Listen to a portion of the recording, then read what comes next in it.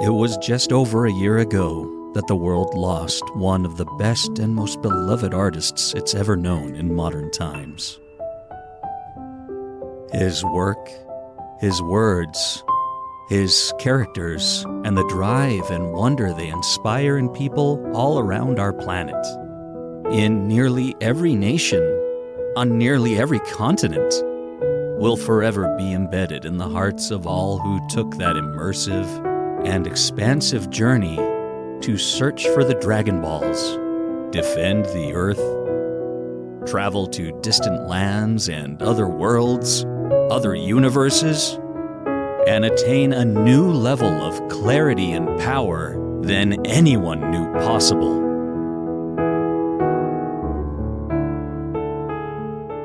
One of the final works of Akira Toriyama was a new adventure, promising thousands of jabs and silly jokes, no-holds-barred battles, and excitement that never stops.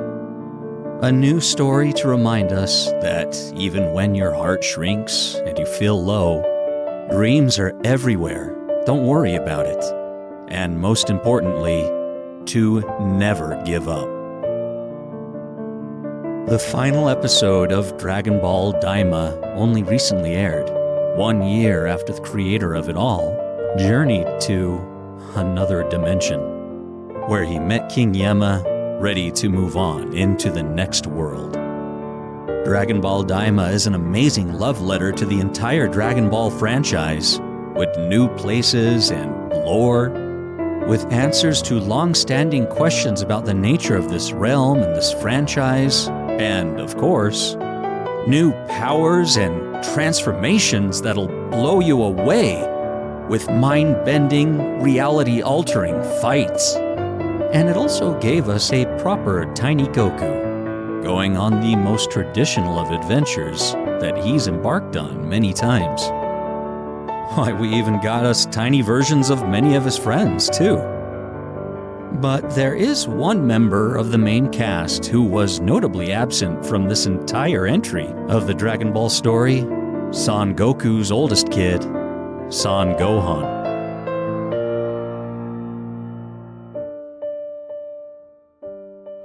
しかし悟空には参ったよ。シェンロンに頼んでブーをいいやつってことにして地球に残しちまうんだからな。そういえばごはんさんは来ていないようですね。ご飯の野郎付き合い悪いんだよな。勉強で忙しいってさ。戦いでしばらく勉強ができなかったでしょうからね。With basically all the other characters there, why leave Gohan out? When he's often played an integral part of the story ever since the arrival of his Uncle Raditz. Well, for as strong, helpful, and loving as Gohan is, he is also kinda the worst. And there it is. The reason you probably clicked on this video to find out how anyone could possibly say such a thing. There's a whole generation of kids here in North America who grew up alongside Gohan, who were there with him during his trials on Namek, who stood by his side as he fought against Cell, and oh boy, yeah, we'll get to that. These same kids cheered when he came to save the day against Boo. In fact, it's long been argued and lamented that Gohan should have been the main character in the Boo saga, that he was supposed to be. That his dad, Goku, stole the win from him cause... Oh, well, I don't know, cause Toriyama was out of gas and sabotaged his own story and just decided that Goku should win. So his editors forced him to bring back Goku, or whatever. Lazy writing. Plot holes. Bad. Come on. I know there's someone watching this right now who has said this in their life. About Dragon Ball, about Gohan, and about the Boo saga in particular. And look, honestly, I don't blame you. If you've said these things, well, it's probably because Gohan was your favorite character. And that's totally cool. In fact, I'd like to support the idea of exactly just what a good character he is. And what an awesome part he plays in the grand scheme of this series, all the way through Dragon Ball Super. And let's not forget, in the superhero movie for sure. Now, I admit the title of this video, Why Gohan is the Worst, is a little clickbaity. But, hear me out now. I promise when we get to the end of this video, you'll see what I mean and where I'm coming from with that. Even if we don't end up agreeing with each other. But before you click off or leave a nasty comment arguing with me, give me a chance to explain. And then you can leave any disgruntled comment you like. Sound fair? Okay. Now with that settled, when I say that Gohan is the worst, I mean that in the way that one says something like, The Two Towers is the worst of the Lord of the Rings movies. I stand by that statement as well, but holy smokes, is The Two Towers an awesome movie or what? And when it comes to Gohan, he's not a bad character by any means. He's easily one of the most well-developed and well-rounded characters in all of Dragon Ball. But, well, for me personally, he's also not even really in my own top 5 Dragon Ball characters. But hey, that's just me. Actually, I was always a little astonished just how beloved he is by the kids that grew up with him. Or I should say, how upset those same kids seem to be about how Gohan turned out by the time he was going to high school. Started dating Videl, met the Kaioshins, and fought Buu, where he ultimately lost. You see, to me, Gohan was just another character in this vast cast of them all, revolving around the central hero, Goku.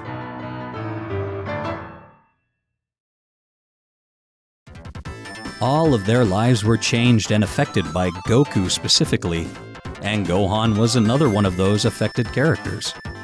Though you could say Gohan had a more direct effect to Piccolo in particular than Goku ever did. When I first discovered Dragon Ball, it was during my journey through Robotech as well as any anime I could get my hands on. It was the 90s.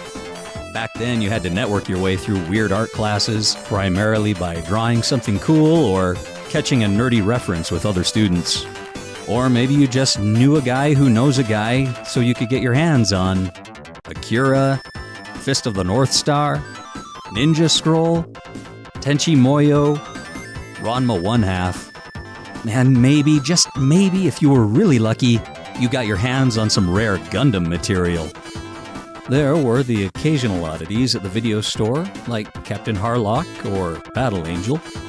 But the last thing anyone had ever heard of in my neck of the woods was Dragon Ball.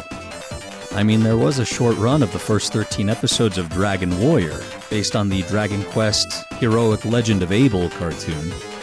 But aside from very Dragon Ball-esque character designs by Akira Toriyama himself, there really was no connection.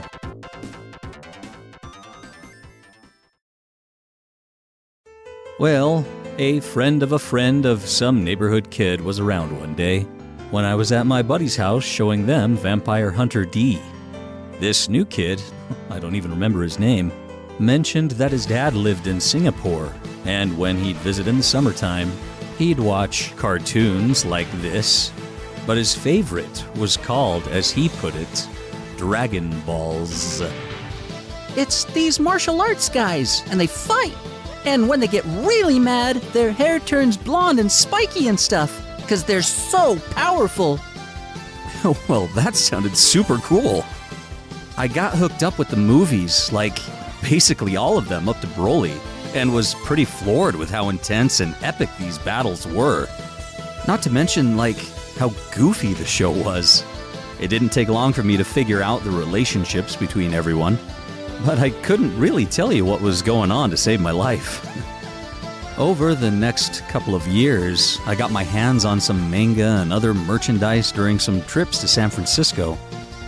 Whether it was in Japanese or French or whatever, and I was able to piece together the gist of the story.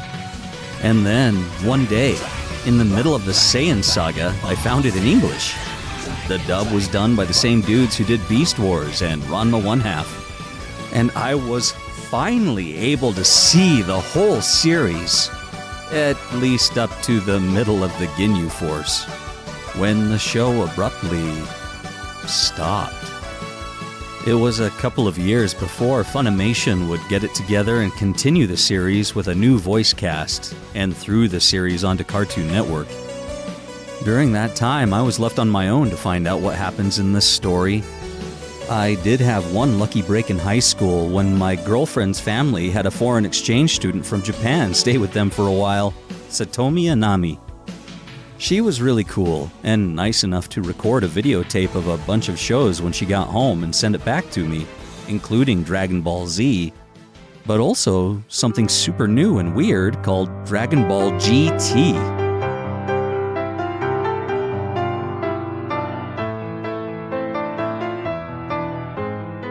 Coming out of high school on an adventure downtown, my friends and I stumbled on a Japanese import store. And there it was. Every volume of the manga. What a treasure. I didn't have tons of money, but I spent that summer buying a couple of volumes every few weeks, with each paycheck from my meager gas station job. Did I read Japanese? Not a word.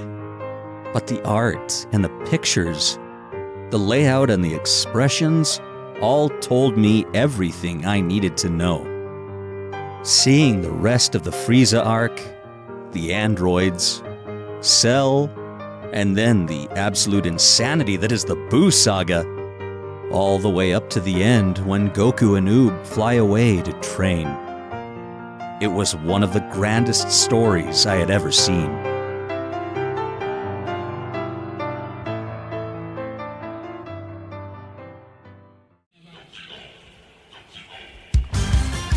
As the English versions were being released on video and DVD in the early 2000s, I'd get those episodes as they came out, but the more presence and notoriety that Dragon Ball was receiving on this new dang-fangled World Wide Web, I was sort of intrigued to see so many, well, younger folk gravitating towards Gohan. The more I thought about it, the more it made sense. These kids would have related to Gohan as he became more self-reliant, as he developed his own friends and powers, as he grew to become the hero of the world, beating the evil Cell and becoming the new champion of the story. I'd heard rumors that Akira Toriyama had intended for Gohan to become the main character in Goku's stead. But it wasn't confirmed until I saw this interview he'd given in the Daizenshu collections after they were finally translated into English. As the interviewer asked, "And then the Cell arc ended. Did you think that everyone felt you would put Gohan into the leading role?" Toriyama answered, "I intended to put Gohan into the leading role. It didn't work out. I felt that, compared to Goku, he was ultimately not suited to the part."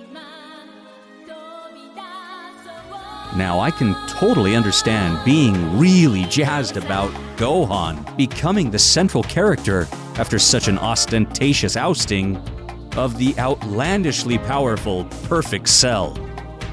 The anticipation as he more or less formally becomes the new guardian of good for the Earth, and earns his place as one of the greatest warriors in the universe. So, what was next for our newly mantled lead character? Oh, just high school? Dating?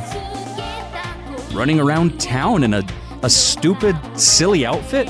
Acting like some second-rate Super Sentai reject of the Ginyu Force?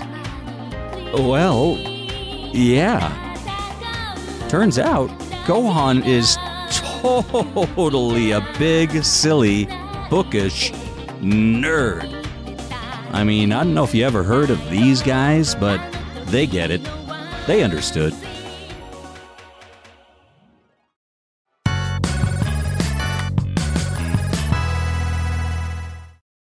Listen up, Runt. Today we're going to commence your intense training under me. But wait, wouldn't that cause horrible muscle degeneration for somebody my age? Crippling me for years to come? You're a wordy little bastard, aren't you? My mom wants me to become an ortho... Nerd! What? Anyway, I figured to unleash your hidden potential, I'd have to put you in immense physical danger. So I'm gonna throw you at that mountain. Actually, that looks more like a Any second now. Unix. So what exactly does that make you, Mr. Piccolo? You survive mostly on water. Does that make you a slug or a plant? Gohan, not now. And do you also conduct photosynthesis, or do you... Nerd! Wait, what? Gohan, come closer. There's something I have to tell you. Is it that you always pictured me as a son? Because you can never make your own, considering you lack the reproductive organs to produce your own legitimate offspring? Nerd! What? Let's wish him to Namek! Wait, what? Wait, what? Little Green, wish our friend Piccolo back to life, and then with our next wish, bring him to Namek! Hold on a minute, don't do that. That is a terrible idea! He is on Namek. Wait, where is he? On Namek. You dumbass! Why didn't it bring him here? You must be specific. Oh, so it's a sort of monkey's paw. You have to be careful with the hubris in your wishes. And get the hell out of here! I'll just go to Frieza Planet 419. No one ever goes to Frieza Planet 419. Not since its species miraculously repopulated. Mom and Vegeta have a kid! Cell reaches its perfect form! Gohan is the strongest in the universe, but still doesn't do crap! You know, to be fair, I'm with Vegeta on this one. I want to fight me some androids. I haven't had a good fight since Freezer. Wait, so the first thing we do after you get back, after being gone for a year and a half, is train. I know, I'm excited too. Yeah, okay.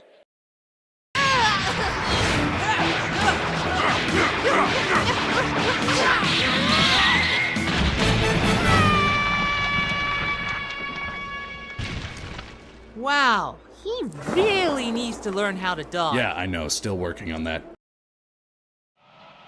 Long shot, but you wouldn't happen to carry hand sanitizer on you, would you? Do you not? Well, if we're going to get freaky, then perhaps we could make this a menage a moi?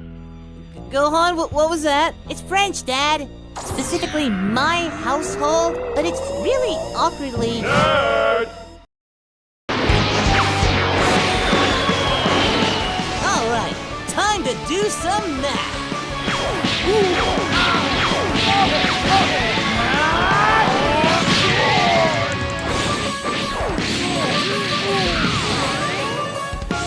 Haha!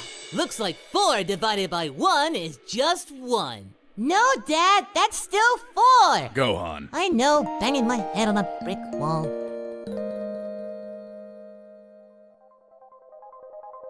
Being the center of attention, the champion of the universe, the strongest in the galaxy, was absolutely never on the top of Gohan's priority list. I mean, his dad, Goku, is absolutely a total dork, but at least he has a cool edge to him, and knew his purpose in life was to be the strongest, be the best, all the while maintaining a certain purity of childlike innocence and charm, endearing to his friends and family, and even his enemies. Heck, the most powerful gods in existence can't help but take notice of Goku and be pulled towards him, changed by him. And as naive and goofy of a guy as he is, this makes him rather, well, cool. All that said, it's no wonder that Akira Toriyama just couldn't feel a way to make Gohan work as the central character of this story. A story of his own creation, but also one where he admits that, after so long with these characters, they had already taken on a life of their own within him. and he had to remain true to them and who they were. Gohan is an amazing character, with a good heart, a desire to help and learn and befriend all around him. He loves helping others, and is glad he has the strength to do so, but would gladly take studying, writing papers, or working on a thesis on some anthropological discovery over training to punch something really, really hard. He'll step up to do so when he has to, but it's not his first choice.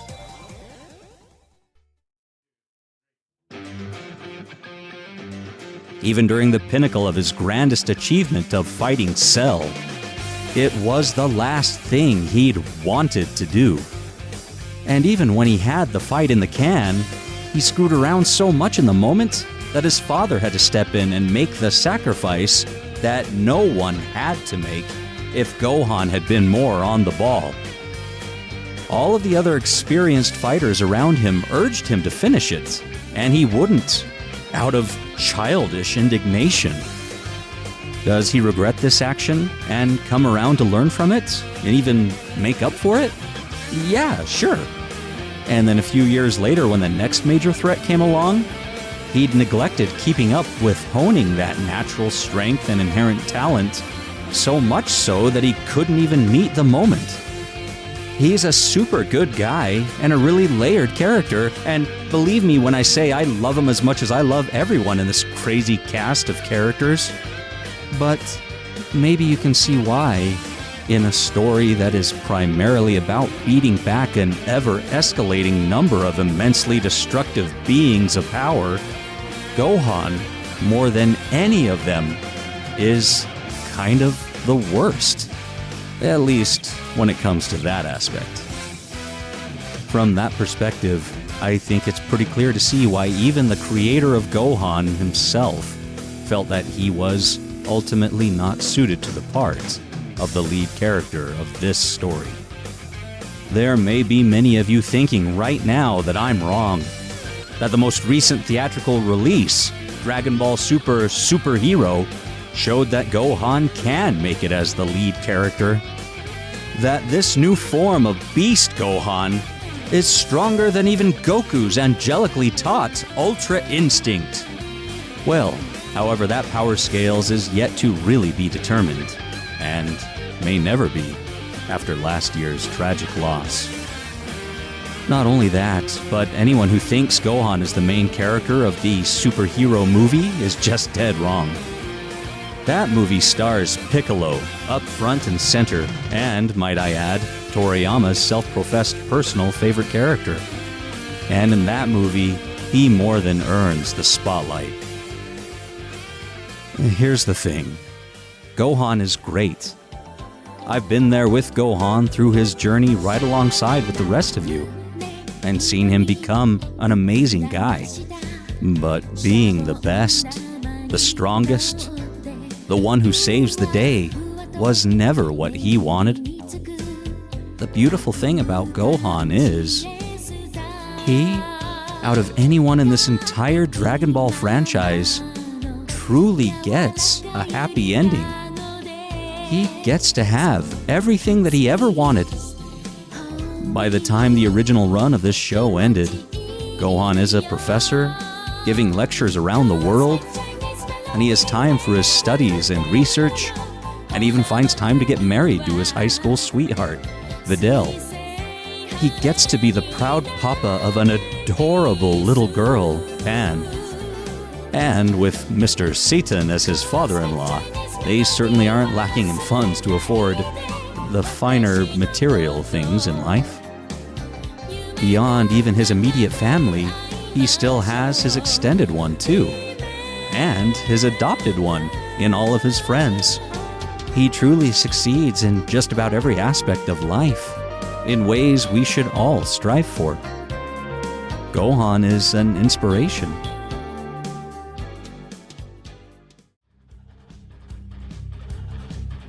And when the going gets tough and the universe needs saving, he's still strong enough to step into the fray and put himself on the line. It's just that he typically only really does so when urged on by the others around him. He practically has to be coerced to that kind of heavy lifting, both literally and figuratively. So, in that regard, when it comes to Gohan fighting and saving the day, he's just kinda the worst. But at least he gets to be the hero of that epic Cell saga, though, right? And speaking of which, I've got some thoughts on that, too.